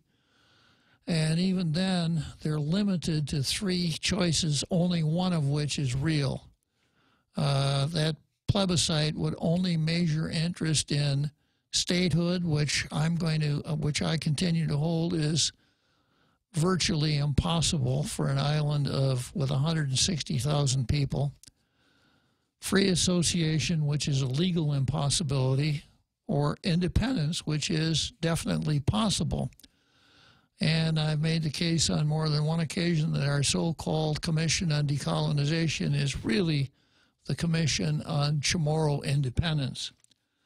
But that plebiscite is not for the people of Guam to vote for self-determination. And to continue on with the sentence, Brooks said the time is now for people of Guam to vote for self-determination, which she said is in a non-binding plebiscite or expression for the people of Guam who were not given an opportunity to express the political status they want prior to 1950. This is a really awkwardly worded paragraph, but let me edit it myself, and I think this is what the paragraph is trying to say. Brooks said the time is now for Chamorros to vote for self-determination, which Brooks said is a non-binding plebiscite for the people of Guam who, because they were not given an opportunity to express the political status they want prior to 1950, ought to have that opportunity now. I think that's what the paragraph could say. San Nicolas disagrees, saying there should first be an alignment of local and federal goals, and timelines should be set, whether it's 3, 5, or 10 years from now, while simultaneously conducting education for each option. Well, certainly I got to agree with San Nicolas on this idea of education, because so many people, including people who write newspaper editorials, don't understand what it is, don't understand the issues, and basically what they're talking about. They could be guest hosts on Tall Tales because they could really embrace item 0. I very much disagree with my opponent. If we rush the vote, it's an uneducated vote at worst, and it's a vote that's coming from a position of weakness, not a position of strength. We don't want people who are not confident in their self-governance to be voting on self-government. You don't want it, San Nicolas said. Brooks said waiting for too long to hold a non-binding plebiscite has repercussions not only for Guam, but also for other islands in the Pacific, where China and other major superpowers have been exerting their economic and political influence. Whether or not we go independent or statehood, it requires us to be aligned with a major superpower, because we don't have the wherewithal, for example, the national defense. So that's why I want the people of Guam. Now, this is a direct quotation. So this, I guess, is exactly what Doris is saying, the people of Guam. I want the people of Guam to vote, and vote to decide what status it is they want. It's a really complicated question, and part of the complication is this popular mythology that the island of Guam would be limited to only those 3 statuses that emanate from the United Nations. I'm going to confess my bias here. From the United Nations, an organization I have almost no respect for.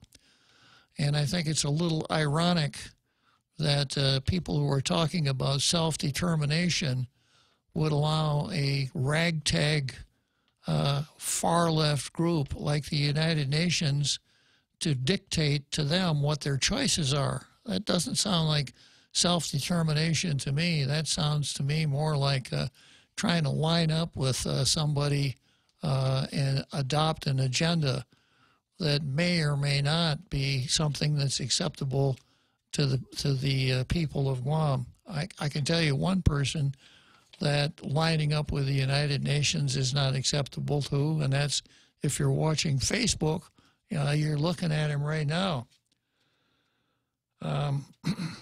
When asked what option they would vote for if that plebiscite is held today, Brooks said she's an advocate for Commonwealth, but that's not an option. Well, there you go. So don't you think that that might be something to work on in Washington? Because if Guam's political status is going to change, one would expect that one of the things that Congress could do would be authorize I'm going to use the P word myself, although I don't think it fit. Congress could authorize a plebiscite to determine the wishes of the people of Guam. And if Congress wants to determine only the wishes of the Chamorros. Congress has the ability to do that because of the way Article 4, Section 3 of the Constitution works with respect to the territories. But Doris said she'd prefer Commonwealth. San Nicolas, meanwhile, said he's for economic independence. So again, maybe that should be one of the choices. So we could have independence, free association, statehood, economic independence, Commonwealth. How about just leaving things the way they are? Or the one that I keep advancing here in Tall Tales, we are, for better or worse, a part of the American empire and have been since 1898.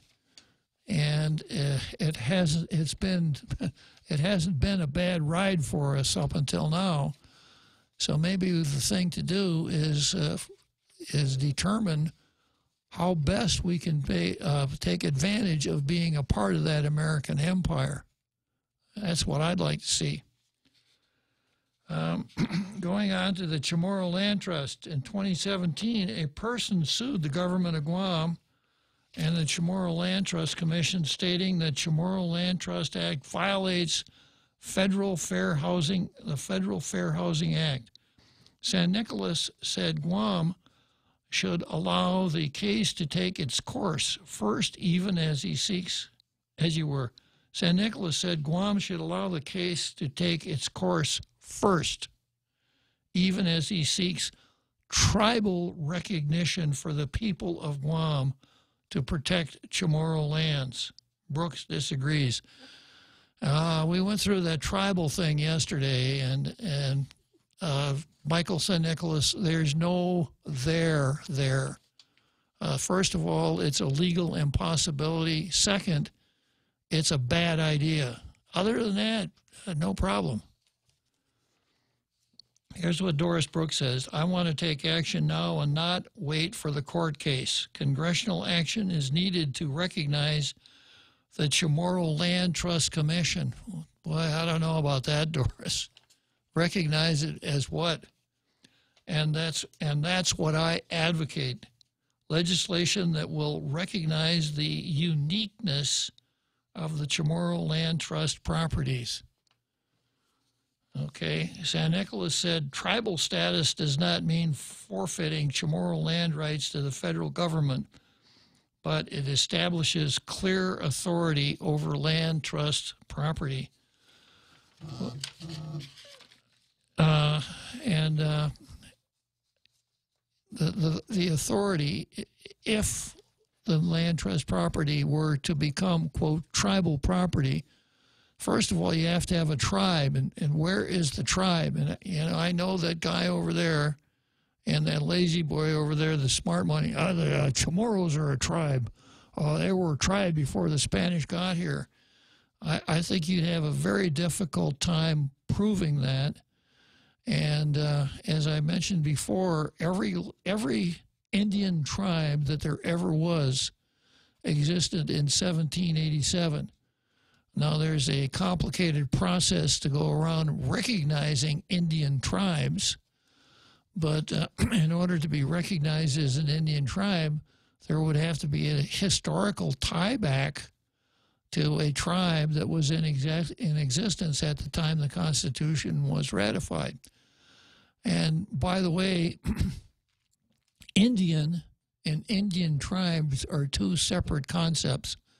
One of the things that I read when I was reading about Pocahontas today was that the chief of the Cherokee Nation, I can't remember his name, but the chief of the Cherokee Nation said, she's not a member of the Cherokee Nation. In order to be a member of the Cherokee tribe, you have to trace your ancestor back to someone who was a member of the tribe. So the real Joe Cruz here is sending up some smoke signals that it's time for the home stretch. So we'll take a short break here.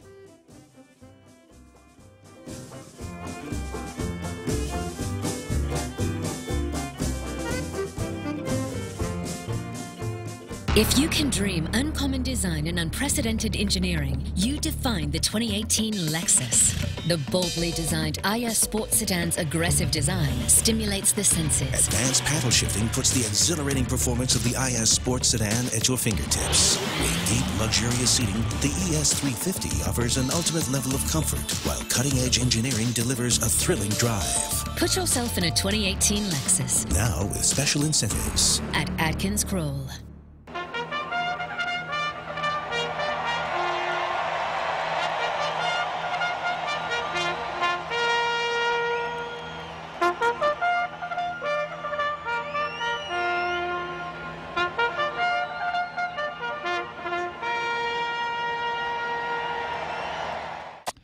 So I got pretty well covered Doris versus Mike here. This thing about the Indian tribe thing is somewhat troubling because there's a tendency to waste an awful lot of time on something that isn't going to go anywhere. And the reason that it isn't going to go anywhere is because it can't go anywhere. Now, with respect to the Chamorro Land Trust, I've expressed my opinion on the Chamorro Land Trust. I was initially opposed when I first found out about it, okay, because I tend to be in opposition to anything that restricts the free alienation of land, but that I could understand the cultural arguments involved. So I'm going to hang on there for a minute because we've got just 10 minutes of the show to go, and sure enough, I've got our Carl on the line. Hello, our Carl. Hey, Bob. Good afternoon. Sir. I've been enjoying listening to your show in the background. As it gets toward the end, if something's been brought up that really grabs me and I feel I would like to comment on, I, of course, call in. And so here I am. I'd just like to comment that this issue, I think, of the political status, to me, is the most important issue, if not, one of the top three that the island is facing in the coming years. And I'll tell you why. I believe the most important benefit we have in our present relationship with the United States is not the economic prosperity, and it's not the security, and it's not, a lot of other things that we could list. It's found in those personal freedoms in our Bill of Rights, the first 10 amendments of the U.S. Constitution. And what really worries me, those amendments, there have been, since the Constitution was ratified, there's been over 11,000 proposals to amend the Constitution. Only 27 have made it through. That just shows how, like a titanium vault, our Bill of Rights are. There are people dying today to get those personal freedoms, to defend them, to get to them. It's like they're oxygen, and we are in the process of putting them at risk. And people might say, well, we can, have our own Constitution, and we can, write those personal freedoms into our Constitution. What worries me is how easy it would be for one lone demagogue or a small group of demagogues to radicalize a small body of 15 senators and one governor. And from what I'm seeing so far, it would not be that hard. And that puts our personal freedoms, the most priceless things we have, at risk. And that is one of the things that concerns me a great, great deal. Because I believe the ultimate goal is not just independence, it's to bring what we hear so much outcry for, so much clamor for in the mainland, and that's the so-called democratic socialism. I believe that's the ultimate goal. And they're using different names and different labels for things, but that is what I'm sensing very strongly, and more as time goes on. How about cultural Marxism, Carl? Yeah. Well, you know, the main proponents of this, the core leadership, are Marxists. They're cultural Marxists.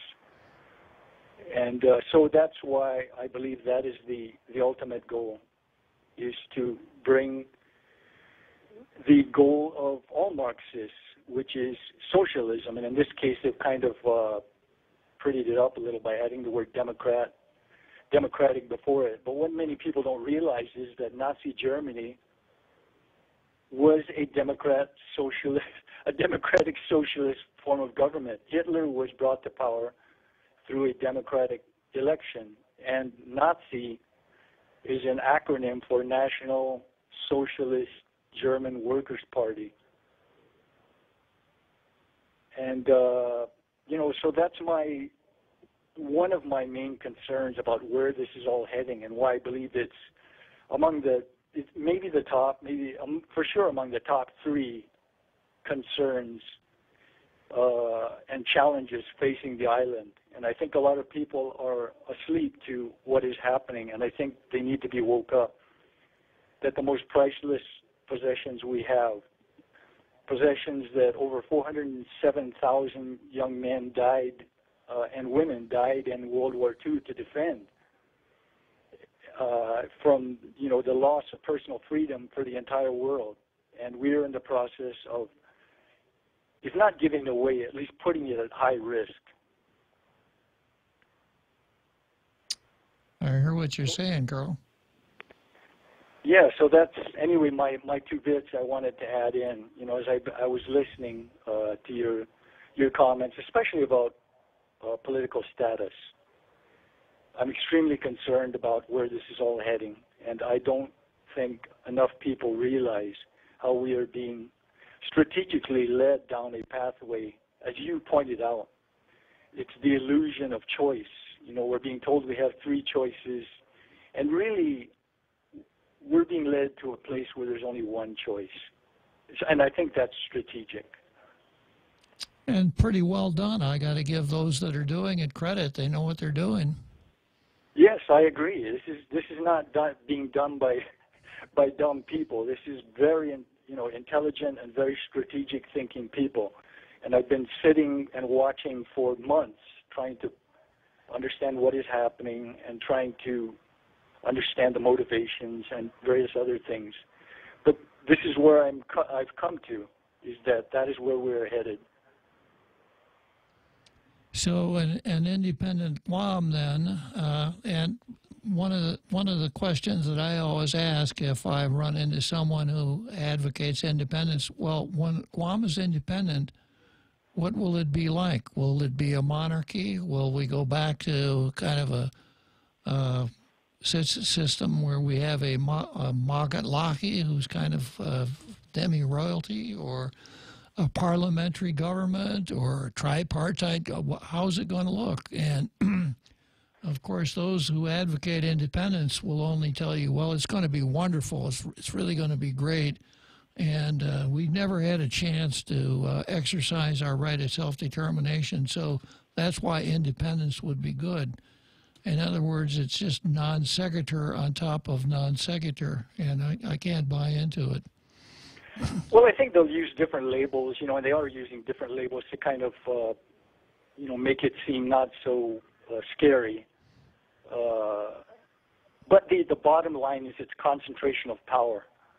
And that is something that our founders in their, you know, I think there was a lot of prayer that went into it, that they were guided in a way to break that power up into 3 different branches. And as you've pointed out before, you know, that it's become, instead of a federal government, national government. There's been more of a consolidation of power, which was not meant to be.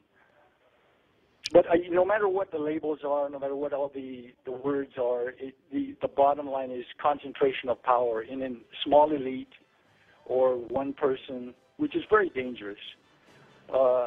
As I've aged, I've become less and less taken with the idea of party loyalty. I think no matter what party comes into power, no matter what politicians, there are no political saviors. There is no perfect political parties. They all need to be held accountable. They all need to be watched very carefully, and we need to use our personal freedoms won by the blood and lives of millions of people down through years to hold them accountable. Anyway, Bob, that's my 2 bits, and I sure appreciate you giving me a couple of minutes to express what's on my mind. I do appreciate it, and always enjoy your show. Well, that was a great wind-up, Carl. There's nothing left for me to say except thank you, Carl, and we'll see you all tomorrow. All right, I will do my best to be there, and I always listen in. I always learn something, and it's always very thought-stimulating. All right.